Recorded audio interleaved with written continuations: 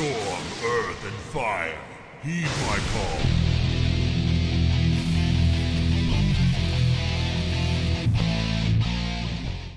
What's up everyone, it's Waves and today I have a new M+ commentary for you guys. Today we have a 26 Shadowmoon Burial Grounds, and I would say without further ado we just start the video and see what we did there. So first of all we use an Invis Potion before we put in the key, because if you use a rank 3 Invis Potion here and then you get some sort of a speed increase, like for example the Raw from the Druid here, we can skip the first pack. Since we don't have a Rogue, we kinda had to do the whole, you know, like pre-potion shenanigans. But this way, yeah, we can still get around the first pack without having to play it, even though we don't have a Rogue. On this first pack here on the left, I put the Loyalist on my focus because it gets a buff, and me as the only one that can purge in the group, I gotta make sure that we get rid of this buff on the mob.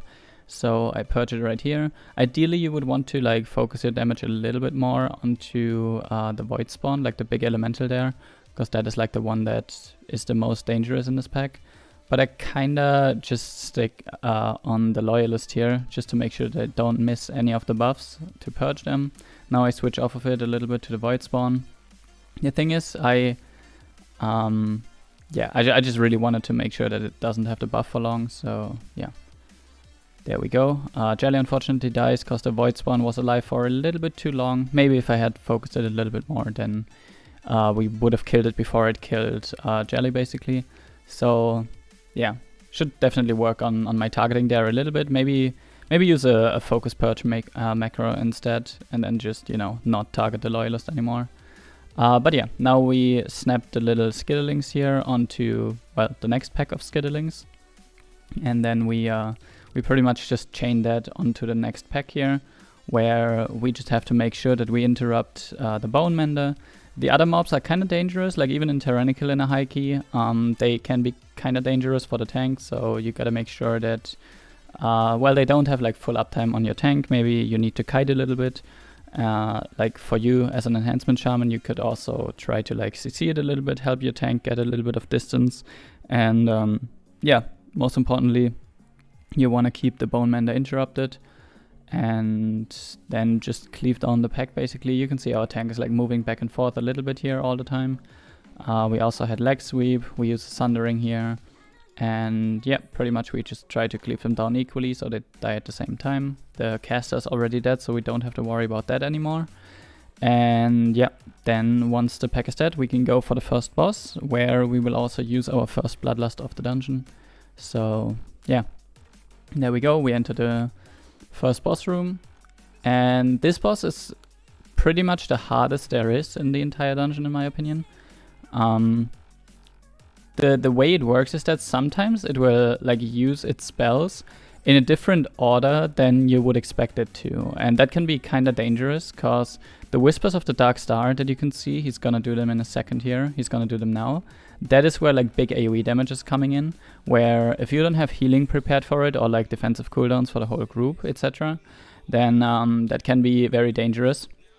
The other like thing is you need to kill the ads quickly, which if you have an Enhancement Shaman, or if you are the Enhancement Shaman, you pretty much guarantee that you always have enough damage for the ad, because you have Primordial Wave for each ad, which is why you don't use it on pull, by the way. You just keep it for the ad wave, and then you will have it for every ad that spawns afterwards.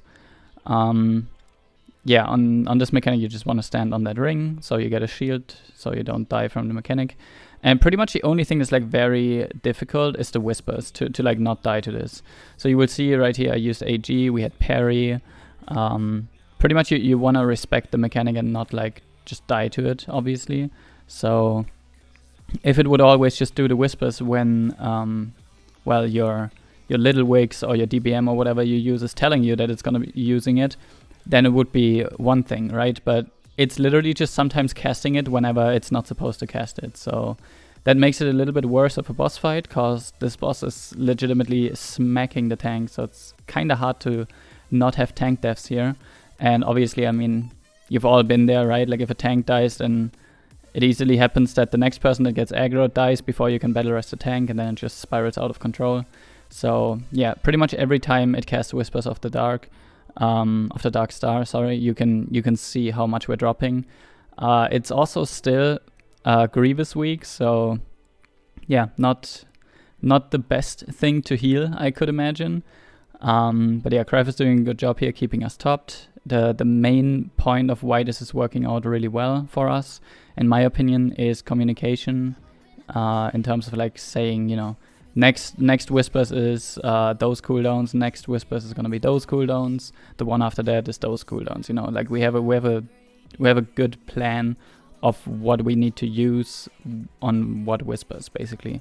So yeah, there's not that much else to this boss fight. Basically, it just takes a while. This mechanic actually hurts a lot as well. I just noticed that. Holy shit! Like I just watched that back and I just saw that we almost died there from that, even though we all had the shield, obviously. But yeah, I guess on a 26 Tyrannical, at some point, pretty much every mechanic does a lot of damage. So yeah, but we have it down to 40% here. I mean, it's just rinse and repeat and hoping that you don't get Whisper overlaps in weird ways. So yeah, we Primordial Wave the ad again. This one is a little bit weird because we had like the daggers like in the path of the ad, so it was a little bit annoying to kill it, but it's all good. If you have a Prot Paladin tank, it gets a little bit easier doing these ads because you can turn evil them and they just die if they are like, I think below 25% HP or something like that. I don't remember exactly. Well, we have a monk, we have touch, but obviously you can't do that on every single ad. So yeah, so right here I thought about using AG, but Crive said that we would be fine, so I held my AG here, didn't use it on this one. But I will have it still available for the next Whispers then. And yeah, basically we just want to make sure here that we pool our damage and don't use our stuff before the ad is up here, so that we at least have Primordial Wave for each ad. Because depending on, like Feral doesn't have a lot of ad damage, because it uses CDs on the boss, obviously. And then some of these ads will feel pretty bad if the warrior doesn't have a CD as well. And then you as the Enhancement Shaman basically have to carry it with your Primordial Wave. So yeah, it's really, really important that you at least always have Primordial Wave for it. We have the next Whispers here. Jelly unfortunately dies because he was low going into the phase, but we just quickly get the Battle Res here. We try to not instantly clear the Thundering here, so we get some more damage out of it. Because in higher keys, you kind of need to min-max your Thundering buff as well. Because the lower your uptime on the Thundering buff, obviously the lower the uptime on a damage buff, which is something that you want to have. Which is also something that we as a group like try to improve on currently, because we aren't perfect at it yet, but I feel like in the last few keys we've gotten better at, you know, not risking wiping but still optimizing our Thundering damage buff uptime. So yeah, definitely something to think about when you want to improve as a group. And yeah, there we go. Boss is down to 2%. Should die in a second here. Maybe we touch it even. Not sure if we wanna. I think we keep touch actually for the next trash pack. But yeah, that was a pretty long boss fight, to be honest. But I guess what else can you expect in a 26 Tyrannica? So yeah, we go into the next pull here. We group them all up so that we can all cleave and, you know, do our AoE and stuff like that. Obviously, you don't want to interrupt the two casters that have been casting the domination from the beginning. You kind of just want to interrupt the one dominator like in the middle of the pack here. And then once that is dead, you can probably just like interrupt one more, even though they should pretty much die at the same time. I mean, you can see how we're just cleaving all of them down. Kind of nice to see that our tank is doing 150k DPS while our healer is doing 100k DPS. Like we have so much damage in the group that yeah, we're just cleaving everything down. Don't even have to interrupt them. And yeah, then for the next pack, you kind of want to have a good patrol so that the one mob is like kind of close to the other one downstairs.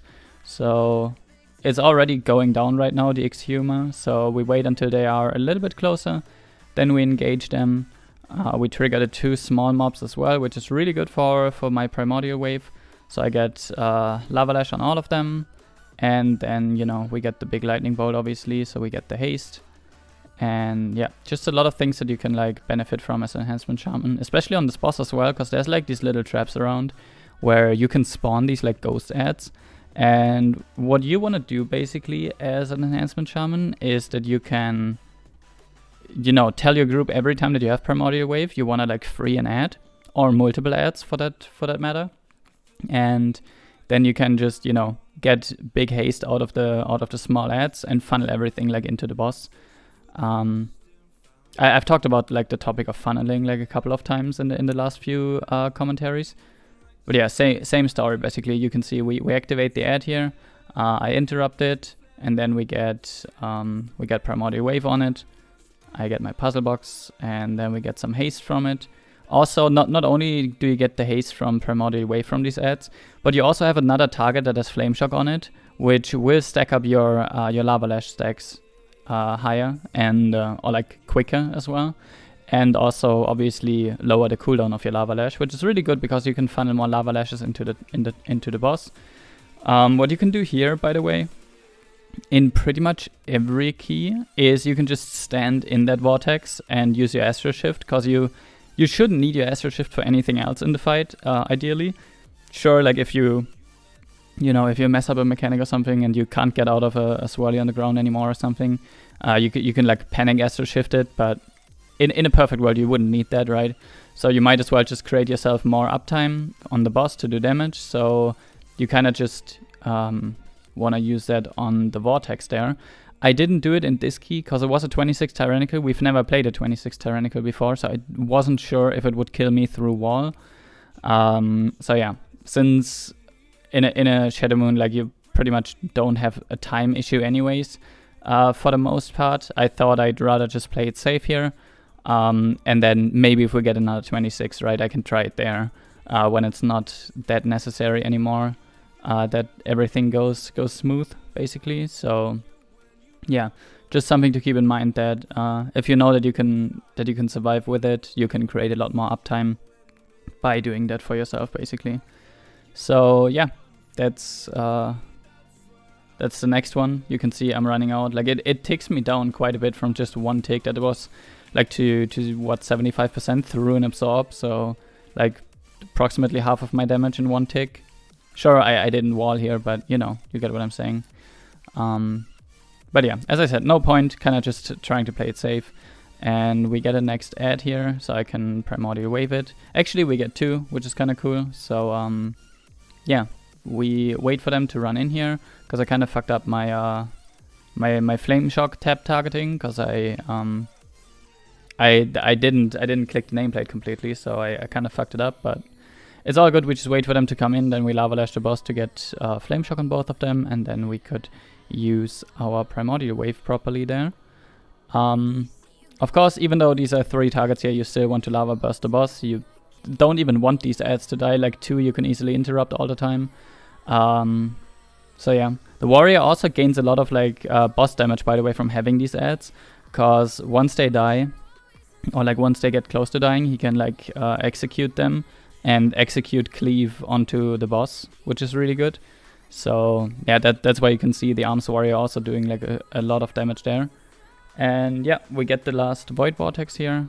Again, we walk out just taking it safe, nothing to risk here, basically. We get the last Soul Steal, which I actually Primordial Wave, because I know that we're not gonna go for another ad here. So yeah, I just wanted to make sure that the ad dies quick. And then we finish the boss here in just a second. It's down to 3%. We got executes coming in, and there we go, the boss is dead. Go to the next pack, same as before. We kind of don't want to interrupt the Dominators at the side. We just want to keep interrupting the Exhumer in the middle there. And ideally we would like to get a good patrol timing to where whenever we finish this pack, the patrol is all the way to the left in the other like hallway, so we can go, we can just go down and not play it. I can't remember exactly where the patrol was when we get there, but we will see in a second. It's also not the worst mob to like chain. If the patrol is bad, like there's probably no point in like standing around for 20 seconds or 30 seconds, because it patrols pretty far down. So if you get a bad patrol, chances are you just want to play it and you save more time than like, you know, standing around just to skip it. And you can see the Exhumer in the background just starts walking down. So we have a pretty bad patrol, and we talk about like waiting, but then we just decided to play it and just pull it down, because I mean, yeah, as I said, it patrols pretty far down into this into this hallway and then goes back. So we would have had to stand around and wait for quite a while. So yeah, since only one kick, we just damage it and pull it down to the next pack basically. The next pack, of course, being the one with the smallies and the spiders and bats and stuff like that. Which, to be fair, I mean, there are some interrupts that you have to take there as well, which can get kind of sketchy. It's tyrannical though, so it's not as crucial as in fortified, but you still want to be careful here, especially in like a hierarchy, because if these casts go off, especially if multiple of them at the same time go off, it can be kind of sketchy. But yeah, I guess at the end of the day we managed it and it's all good. I should have sundered here like long ago. I don't know why I'm holding my sundering in this situation. Maybe I was a little bit overwhelmed with all the kicks and like, you know, coordinating stuff. But yeah, you pretty much just want to sunder like pretty early here. Yeah, either way, we finished the pack though. The Exhumer is dead for a while now, and we cleave all of the rest of the pack down. Then we move to the next one. This should be... yeah, the one with the 2 spiders. So again, like with 2 kicks, you can solo kick these as a melee, so there's pretty much nothing to be worried about here. As long as you assign 2 people to interrupt those, you shouldn't have an issue whatsoever with this. It's actually as easy as to where we just pull it onto the worm here, because if you have these on the worm, you can already like start damaging the worm quite a bit. The only thing you want to pay attention to is not pull the bats here, because if you have 2 spiders to interrupt and then you pull 4 bats that you need to interrupt, that will be a bad time. So yeah, we make sure that we just cleave down the spiders here before we chain in the bats, otherwise we're in for a bad time. It's really good to get the worm down a little bit before as well, because theoretically, if you get the worm like really low here and then chain the bats and the worm would die, you could then chain the bats onto the next worm, theoretically. Which I don't think we did that here, because the worm is still pretty high, but like just as an idea, you could technically do that if you want to chain even more. But yeah, we get a leg sweep here to stop the first cast, then into a ring, then into a cap stun here, because now they are under the frontal, so we couldn't interrupt them otherwise. So just to make sure that none of the casts go off, we thunderstorm them here as well. I think I sunder the next one. Yeah, I sunder here as well, and then it just shows again how good Enhance is in the current meta. Like how many stops we have with thunderstorm and sundering and cap stun and the best kick in the game. Like it's really good. The next pull we're doing here is that we want to kill the carrion worm here, while our healer goes through the 3rd boss room and pulls the pack that you usually would do after the 3rd boss with the spiders and the smallies and stuff like that. And yeah, what you would want to do here is basically get the worm as low as possible so that it dies pretty soon after the pack arrives here. You want to make sure that you have interrupts ready for the spiders specifically, but also for the bats.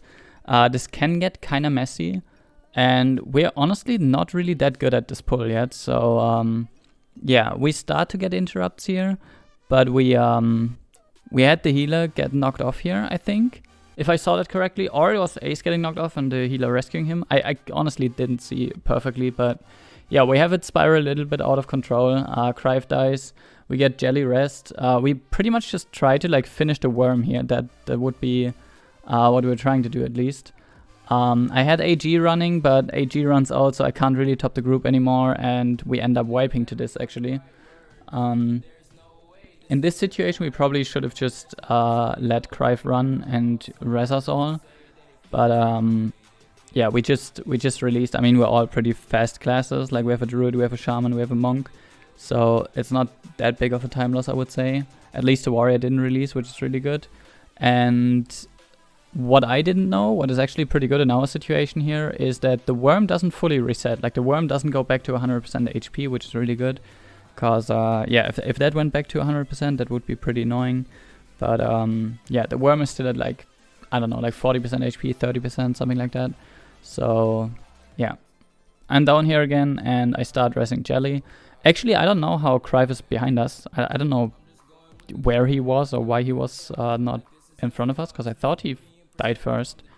But yeah, either way, Worm is at 37% and we just start killing him while Crive again is going to pick up the ads that we just wiped to. Because, I mean, even though we wiped, we still want to do the pull again, right? Because it's like very efficient to do it. So he goes to grab them. Worm is at 20%, so it just dies. And then we have the ads coming in. We can just go into the boss room here, kinda, play the ads, but not pull the boss. And then once the bats die pretty much, which is what we want to do, we want to just focus the bats here, I guess. So that the spiders can be chained onto the boss. We kind of just decided on doing that at the end of the pack though. So, you know, like you see me focus the spider here instead of like going onto the bat, because I didn't know that was the plan. Yeah, because we kind of decided very late into the pack that, hey, we might as well chain that, because we kind of lost a lot of time with the wipe here. So yeah, we get 2 bats and 1 spider down. We just chain the last one onto the boss. And yeah, with that starts the Bone Maw fight, which is, I mean, you guys have played a Shadowmoon before. The Bone Maw fight is literally the worst thing in the game right now, in terms of how boring it is. It takes ages. It has so much HP. Like I said, 90% right now, and it still has 52 million. I don't know who thought about that, but yeah, it's a shit boss fight. There's pretty much nothing going on. You wait for these things on the ground to spawn, you stand in them on the exhale. That's it. Rinse and repeat for like 5 minutes straight. Once you get these worms, you can use a primordial wave here to get a triple lightning bolt. Because the triple lightning bolt will give you a lot of haste, which is good. You want to utilize that as much as you can. In Tyrannical weeks, some groups will actually just kill the ads, just to make sure that you don't have this passive damage coming in all the time. But yeah, we kinda at least kept one alive for quite a while. I think the first one dies at some point, but I think the second one we had alive for quite a while here. So yeah, I also used my AG here just to make sure that we're topped, cause these ads are in the background just casting at us, which is not really that good.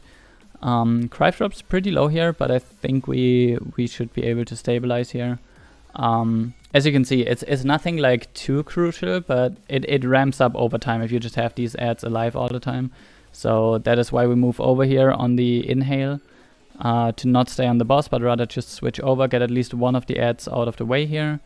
Of course, you don't need to stand in like a puddle on the ground during the inhale, sorry, while you're on the other side of the room. You can just walk against it, that works as well.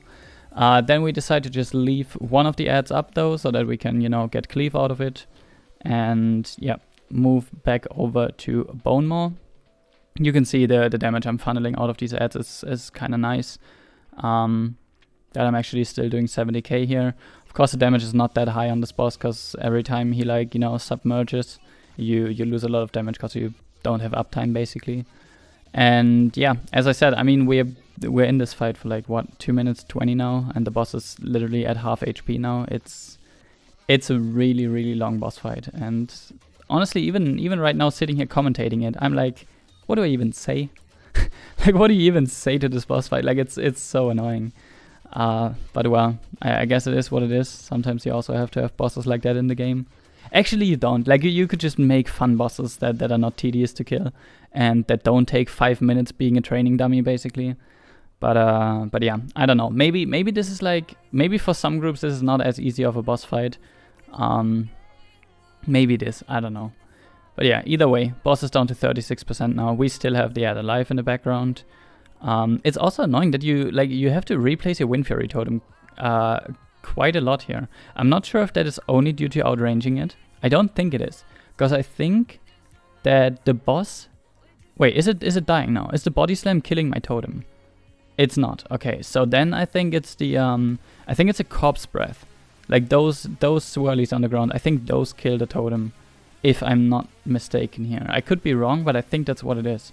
Cause there is a lot of mechanics in certain dungeons that can just randomly kill your Wind Fury Totem. It happens a lot in the beginning of Knockhood. It happens in various keys, so I'm pretty sure I noticed it in this key as well. Like, at least it happens on first boss for sure. If the daggers from the first boss fall onto your Wind Fury Totem, it kills it. So yeah, there's a lot to look out for basically. if you don't want to just spend your time replacing your Wind Fury Totem all the time. Because that is really annoying, and it's a big damage loss if you just waste your globals on something that doesn't do damage. So yeah, you want to make sure that you place it in a position where you don't have to replace it all the time. Right here I can't get out of the Thundering anymore, because obviously I was slowed. I couldn't move out of the slow, otherwise I would get inhaled. So I kind of just had to take the hit there. I wish I could have Astral shifted it, but I survived it even without shifting it, so it's all good. And the boss is now down to 3%. Should die in a second here. Finally, after 4 minutes and 37 seconds, we beat the boss. What a great design. Holy shit. Alright, now we have 2 void spawns. They are not that big of an issue in a Tyrannical week.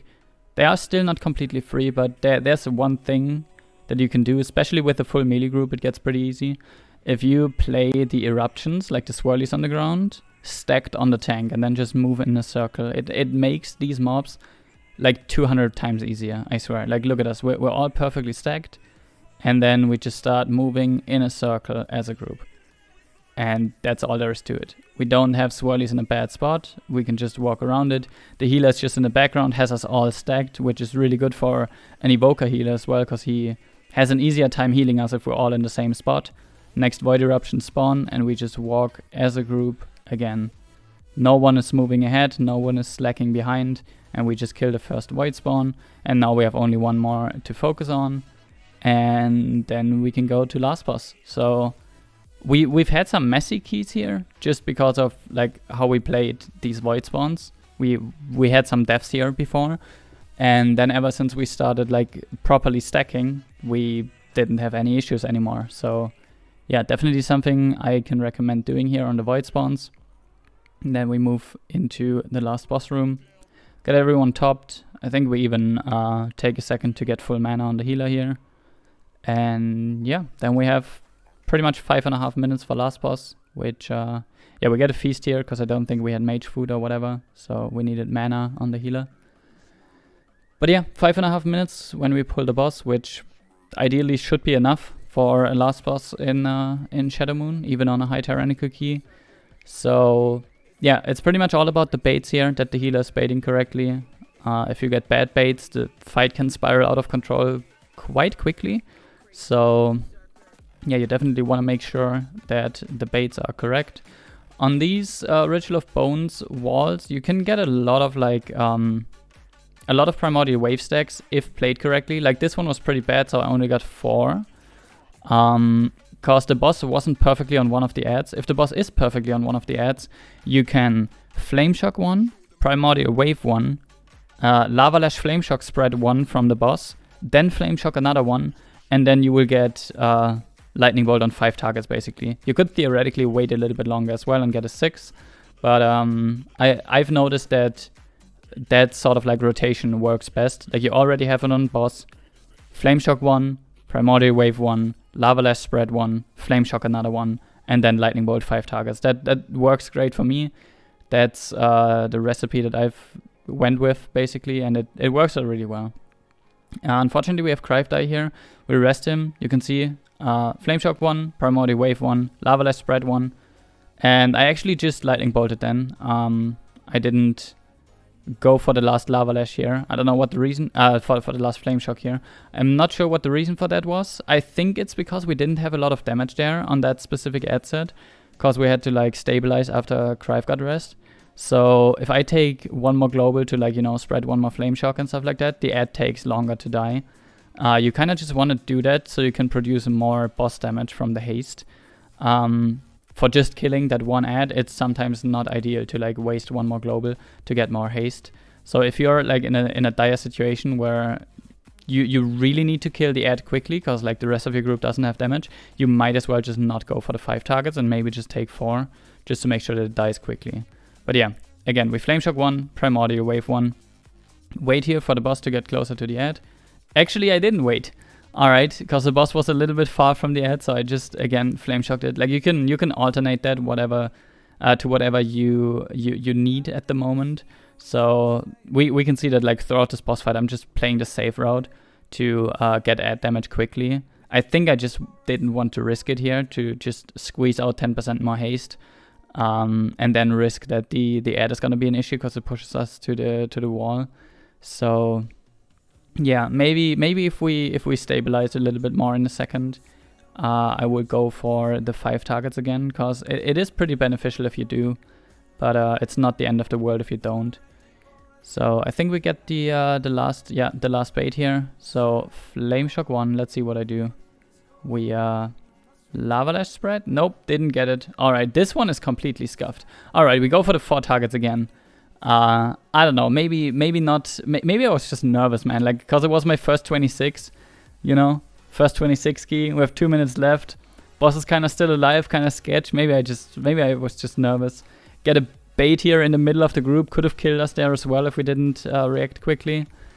But yeah, usually as an Enhanced Shaman, you can do way more damage on this fight. Like you can be around like 90k DPS here, I would say, if you play them properly, like the add walls, that is. But yeah, it's not the end of the world. Rather play it safe and not risk anything like stupid deaths or whatever. Cause if we just continue like this, like we have the damage for it, right? So yeah, I go for Flame Shock here. I go for Primordial Wave there. And yeah, I just take the 4 targets again. I think I'm just playing it safe throughout the whole key. From now on. Or like from the beginning, kinda. I think I had 1 with 5 targets, and then I just kinda started opting for 4 because I felt more confident with it in this situation. But yeah, the boss is down to like 12%. We still have like a minute and 10 left. And this is, by the way, again with a full team wipe where we had to walk back for like a minute or so. Obviously, Shadowmoon timer is kind of free, but at a certain key level, you also kind of have to play it correct, right? Like you can't just full troll it the whole time. So yeah, we min-max our uptime here on the Thundering buff, and then we kill the boss there with a little bit of time left. And that is my first 26 done. I'm very happy about it. And yeah, was a pretty good key, even though we had a wipe. I mean, I guess it could have been worse, right? So yeah, that's it. I hope I helped you guys a little bit, improved your own gameplay with my commentary. I hope you enjoyed watching. Hope you enjoyed listening, rather. And yeah, if you're looking for any informations, maybe check the video description. It might just have the information you're looking for in there. And with that being said, I hope I see you guys in the next video or in the next live stream on twitch.tv/waveswow. And I hope you have a good rest of the day. And I'll see you around. Take care and peace.